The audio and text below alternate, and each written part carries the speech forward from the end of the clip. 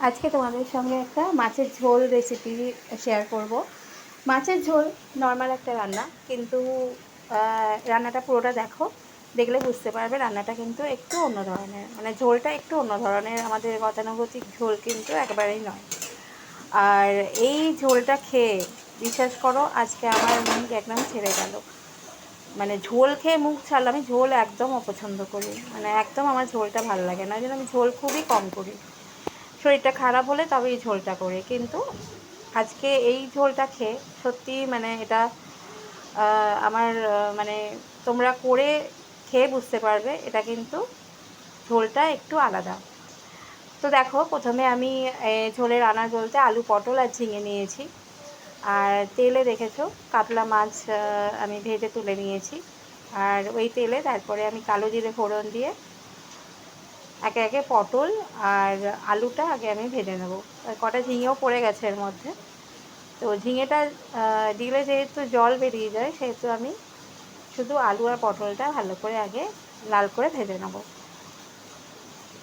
ঝোলটা মানে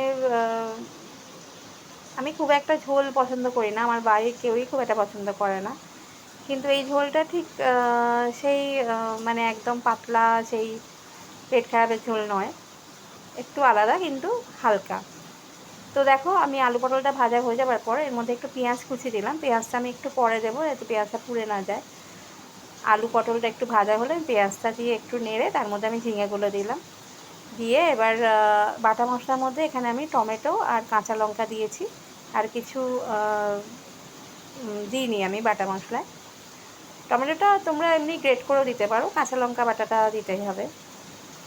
তো এবার তার মধ্যে আমি গুঁড়ো মশলা মধ্যে লঙ্কা যেহেতু আছে শুধু হলুদ দেবো আর একটু জিরে গুঁড়ো দিয়েছি আর নুন মিষ্টি তো আছেই।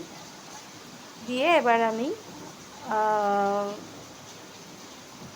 মশলাটা কষে নিয়ে এবার এর মধ্যে আমি জল দেব। জল দিয়ে আনাজটা সেদ্ধ হতে দেবো। যতক্ষণ না আনাজটা সেদ্ধ হয় আমি এটা রান্না করে নেব।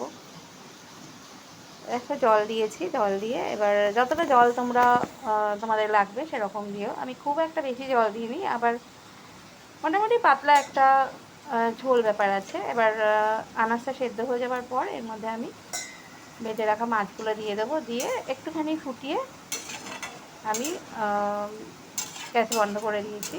আমার কিন্তু এই ঝোলটা রেডি হয়ে গেছিলো। তো দেখলে ঝোলটা একটু অন্যভাবে করেছি, আমি একটু পেঁয়াজ দিয়েছি, দিয়ে করে দেখো, খুব ভালো হয়।